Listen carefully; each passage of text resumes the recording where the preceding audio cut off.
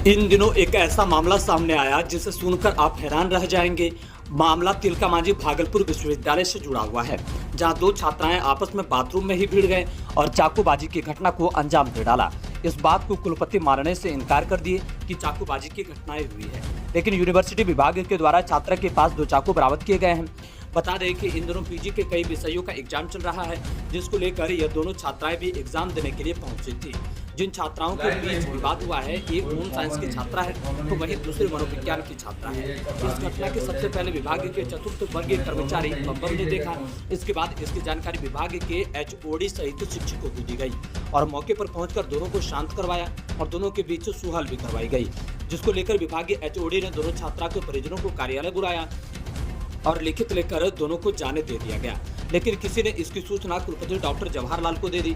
इसके बाद कुलपति विभाग के पहुंचे और हिस्ट्री विभाग के एचओडी को कमरे में सभी विभाग के एचओडी और शिक्षकों को बुलाया गया और सभी से मामले को लेकर पूछताछ की। वहीं कुलपति ने जब मामले के लिए पूछताछ करनी शुरू की तो एचओडी ने बताया कि सबसे पहले चतुर्थ विभागीय कर्मचारी बम ने आवाज सुनी और हम लोगों को इसकी जानकारी दी। उसके बाद एक एक कर विभाग के एचओडी से कुलपति ने घटना को लेकर पूछताछ की।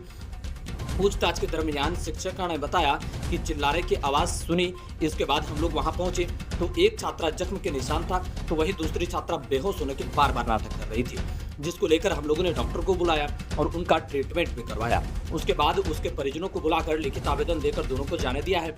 वहीं पूरे मामले को लेकर कुलपति डॉक्टर जवाहरलाल ने चाकूबाजी की घटना को इनकार करते हुए कहा कि दो छात्राएं आपस में भिड़ गई थी, जिसको मैंने प्रारंभिक जाँच की है। मैंने सभी शिक्षक और शिक्षकों को बुलाकर हर एक बिंदु पर पूछताछ की है, कहां पर क्या हुआ, कैसे हुआ, कब हुआ और किस लिए हुआ, सब बिंदु पर पूछताछ की है। कौन कौन शिक्षक ने देखा है दोनों लड़कियों को लड़ते हुए। बाद में एक फोटो सामने आया जिसमें दो चाकू दिखा है। उसके बारे में पता किया तो पता चला कि उसके बैग में बरामद हुआ है।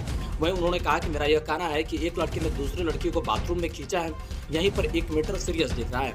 यह तो अच्छा है कि हिस्ट्री विभाग के एक कर्मचारी ने देख लिया और हल्ला मचाया, अगर वह नहीं देखे तो कोई बड़ी घटना हो सकती थी। उन्होंने कहा कि हमें लगता है कि इसके पीछे कोई बहुत बड़ी कारण होगी, हमारे द्वारा इसकी पुलिस जांच कराई जाएगी।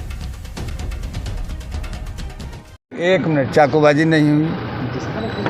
आप कैसे बोल दिए चाकूबाजी हुई? आपस में झगड़ा हुए हैं। क्या पूछे सर? कुछ नहीं, अभी मैंने प्रारंभिक उसकी जांच की है। जितने भी जो शिक्षक शिक्षिकाएं और जो शिक्षेतर कर्मचारी जो है उन लोगों को बीच में बुला करके मैंने एक एक पॉइंट, कहाँ हुई, कहाँ का घटना हुआ, कब हुआ, कितना बजे हुआ, कौन कौन शिक्षक ने देखा है ना, दोनों को लड़कियों को लड़ते हुए। फिर बाद में जो है एक फ़ोटो आया है, छोटी छोटी चाकू है, उसका भी पता नहीं, उसने बताया कि उसके बैग में था।